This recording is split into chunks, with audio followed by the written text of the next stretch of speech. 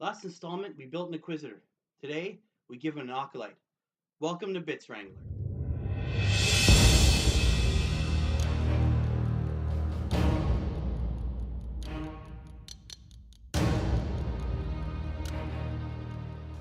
Hey guys, Steve here for Who Took My Dice Miniature Wargaming. Today, we're going to be giving our Inquisitor, this happy little chap right here, our rogue-esque Inquisitor. Probably, I'm going to go with the Ordos Xenos, because why not? There's a whole bunch of Xenos coming out. Who better fight them? But every good Inquisitor needs henchmen. That's what we're going to do today. I've got a number of different bits for them. Really simple stuff. I went through my bits box. For this one, I'm going to build a rather large-sized. It's going to be an alien, right? This Inquisitor doesn't have any sort of scruples when it comes to using Xenos as his underlings, his acolytes, his henchmen, whatever you're going to call them. I want to build a big one too, right? I want something imposing. This guy, some of his trickery and his is psychological, right? It's going to be harder for, say, another Inquisitor or any other Imperial force other than maybe an Astartes to stand up to this guy if he's got a giant henchman standing behind him. Stats will stay the same, obviously, it'll be an Acolyte. But, so we're going to use a Beastman gore body. All right, so get it close there, right? A head, which we're going to be doing some cutting on, right? We just want the general form of it. A couple orc arms. We got a slugga and a nice big steel pipe there for one of the orc bikers, right? And of course, we're using some good old green stuff, right? So first things first is I've gone over. I'm going to keep going over them. I just found some more bits. I thought, hey, let's build an Acolyte. Just going to clean off some of the mold lines here. Always an important thing to do. I'm going with these orky bits. I mean, I could have gone with the chainsword, but that just looks too orky. I just wanted something big and blunt and heavy. This creature is an alien. There's no subtlety to this one. It's literally he's there for the full-on just close combat impact. He's there to do some fighting and put some hurt on, right? That's pretty much it. I'm just gonna finish cleaning off the slugga here. I've already done some, well, test fitting, quote unquote. And the orc arms actually work really, really nicely with this body. So I have a nice fit to it. Might have to do a little bit of, yeah. Oh, we'll have some nice stuff. Now the head, as I said, it goes with the body. It's one of the Beastman heads. So I don't need all this hair on the back, so that's gonna go bye-bye real quick. In order to do this little bit on the top there. And the reason for that will be the green stuff. We'll get to that in a minute.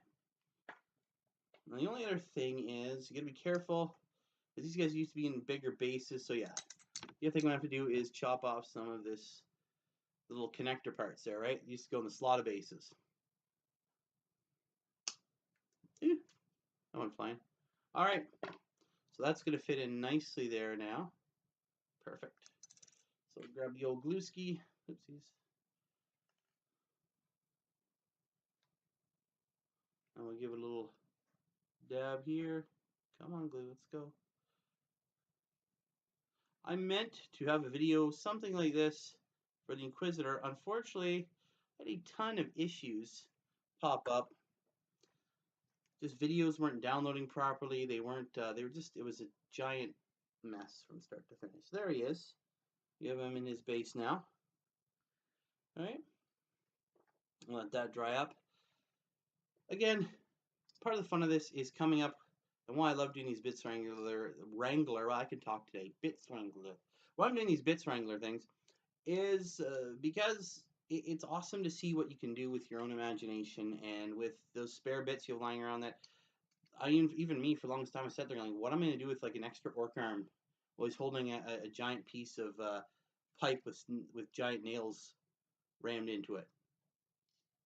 Honestly, normally not a lot, but you take the time to, oh, I dropped my blade. All right, you take the time to put them together, and then the next thing you know, you got a really cool model like my Inquisitor there. So next thing I'm going to put in is a little bit of glue there. for the head. Now, one of the cool things about test fitting is they have this arm, and now the way that goes together with this guy, it looks like his arm is going to be bent back for some sort of like full-on smackdown. He's going to smack the crap out of somebody. Excuse my language. So I want to aim the head sort of in the same direction of where he might be swinging this club. Right? So yeah, that looks good. So test fit it. So there he is, his head.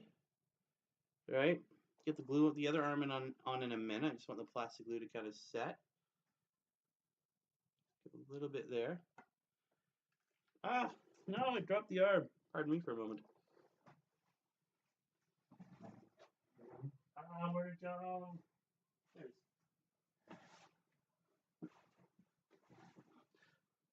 Ah, the benefits of doing these things live. So, I don't care. Well, not live, but I don't want to edit it out. Thus is life. Let's make these things raw. Get the arm on there. Just trying to aim it up with the... Oh, that's good. There you go. So this guy, this giant arm, he's about to swing that back. Looks like he's really going for it, right? He's really get that arm back there. He's about to hurt on somebody. I'll just put a little glue on this side. There we go.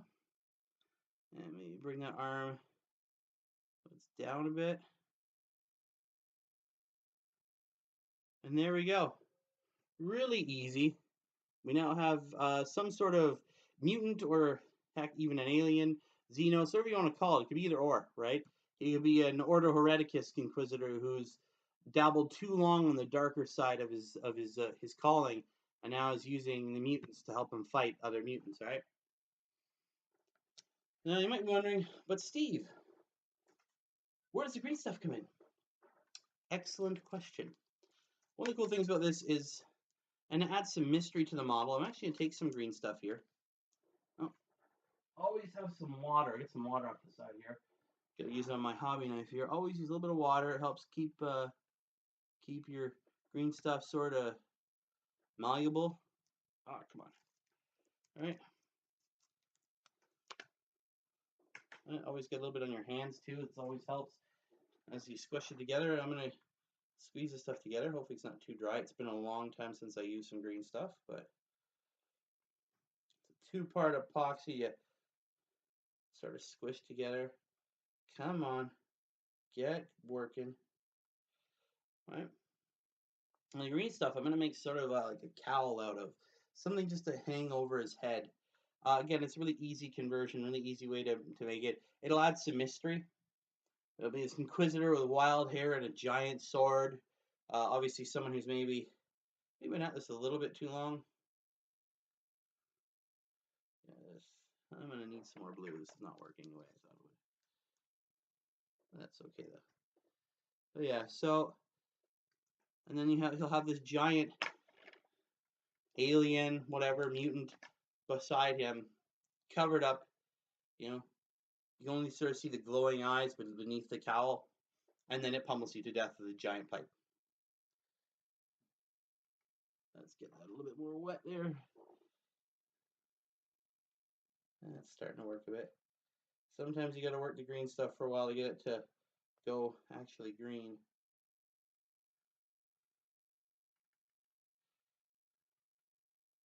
No, okay. You know what? I'm gonna try a different piece here. I think that stuff may have been a bit too dry, so we'll find something else. We'll get a nice cowl done for this guy. We'll try anyways. It's always the fun part of it. Sometimes things don't work out the way you want. That's okay. So I've given my Inquisitor a name. He shall herefore, until this point, until forever, wherever you want to call it, also known as, he's going to be Inquisitor Crasstus. That's at least his name. What that means in the long run. He might be a guy of multiple Ordos. That's happened sometimes. There we go. That's working better now. We're getting that green color we want. All right. Keep wetting it. That's important. All right. It stops it from sticking to your hands. Whenever you green stuff, it's awesome. Obviously, there's also liquid green stuff out there now. A whole bunch of different items on the internets for molding it and doing whatever you want with it. Lots of fun. All right, here we go. Finally got some workable green stuff. That's the hazard of having green stuff as long as I have. Some of it starts drying out and it just doesn't, not as useful anymore. But that's okay. It happens. Move on. All right. Super duper. Now we have the green stuff. What I'm going to do is actually sort of flatten it out. Sort of pull it as much as I can. Not making it too weak. And I'm going to sort of just put it. No, it's not going to work. It's getting a little dry now. You got to be careful. One of the things you can do is just sort of take this. I have a flatten it out a bit. Just using the handle of my knife as a roller. Are you kidding me? Come on. Use as a roller here to kind of roll my green stuff up. Now, slowly I've just got this flat piece of green stuff here. Doesn't have to be perfect, just make it as thin as you can. And we're just going to put that over his head. I'm going to try and stretch this out a bit more.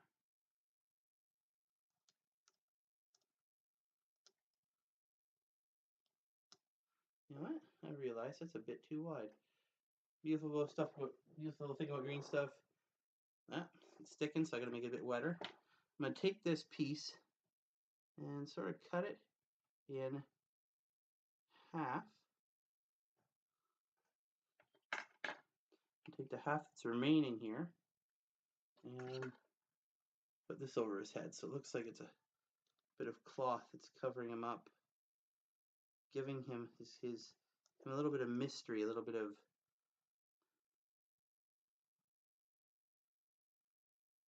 what is he? Obviously, you can tell by his body, he's definitely not human, but I would just use the knife to fold it around him.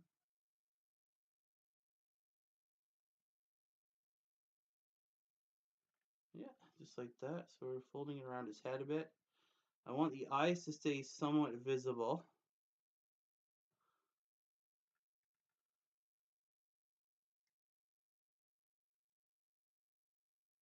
At least so his chest visible too.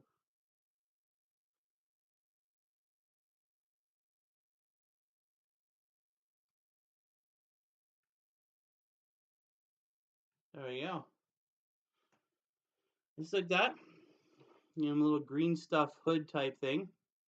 I just made it flow with the movement of the body a bit, right? So I had it bending sort of back to give the visualization that he's actually moving forward, right? And there you go. A beautiful new Acolyte, whatever you want to call him, manservant, Xeno servant, whatever you want to call him, for my Inquisitor. And if you stand them next to each other, clearly he is much bigger. He'll be the muscle for the Inquisitor's entourage, right? A nice Acolyte for him. And there you go, just that easy. Literally just picking up either some old fantasy and some orc bits, throwing them together, having fun with it. It's just that simple. It's just that fun. So now we have an Acolyte, we have an Inquisitor, and I found some other bits. I'm going to do another one. Not related to this Inquisitor, but I just found some bits. I thought, why not throw them together? So I'm going to throw up some pictures of the two of these guys together at the end of this. As usual, guys, thank you very much for tuning in. It's awesome. I love doing these videos. The last one got a lot of positive buzz, and that makes me happy, right? That's what I'm doing for. Just have fun and to hopefully inspire and give you guys some entertainment. So as always, if you like it, hit the like button, subscribe, hit the little bell so you get to see when I put these up. And as always, guys, you're awesome. Keep rolling those dice. We'll see you later.